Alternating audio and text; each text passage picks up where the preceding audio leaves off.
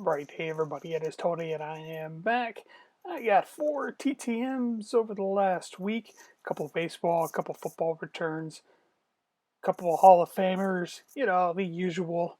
So we're going to go ahead and get started with the first one, and it comes from Mr. Scott Bales, former Cleveland Indian. More importantly, he answered my questions about the 1992 scorecard. He said they were taking advantage of a new photographer, Lance Parrish, and Jim Abbott and himself decided to have fun with this photographer. Only Scott Bales did not get caught.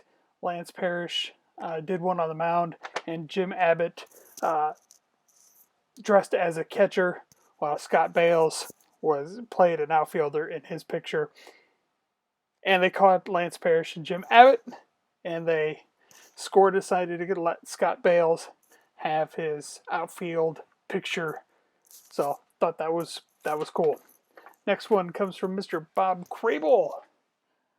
Bob played at Notre Dame, was a legend at Notre Dame, and on the card that he signed, the black and white card that he signed on the right, that was an NCAA rule change. In that game against Michigan, he had jumped on the back of one of his teammates to block what would have been the game-winning kick by Michigan. After that year was over, the NCAA banned that rule that you can no longer jump on the back of somebody to block a kick because they said it is dangerous. And Bob Crable said in an interview probably about 4 or 5 years ago at Notre Dame that it was absolutely dangerous and that he regrets doing it because while going up is okay, it's the coming down that is the dangerous part. And after that play, he told the coaches that he would only do it for game-winning kicks by the opponent.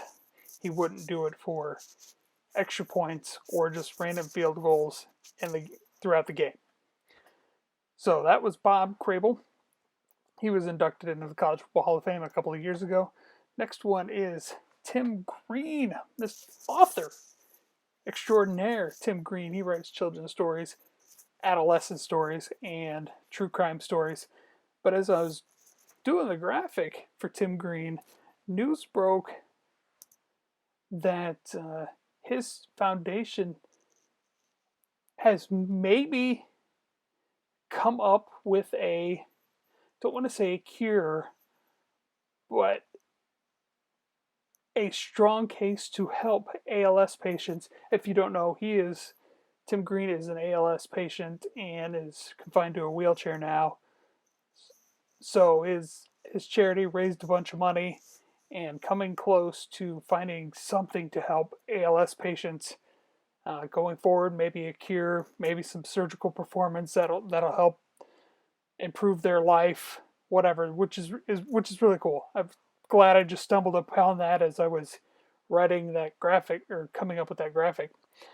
And the last one is Hall of Famer Tony LaRussa. I had sent to Tony LaRussa to the Angels because he was working for the Angels, and somewhere in the process after my writing in the mail, he was named the White Sox manager. So he went back to Arizona, where his permanent address is, and that's where it was postmarked. And Tony LaRussa, what can you say about Tony LaRussa? Though he never managed my teams, he was a great manager. I'll never forget in 2003 when him and Dusty Baker had a kerfuffle late in the season. The Cubs and Cardinals were battling for the NL Central title, and they got pretty close to going at it. A couple old dudes were about ready to throw down. Never happened, but it was interesting to see a couple of old guys ready to just go at it for, I don't even remember what it was about. So those are my returns this week.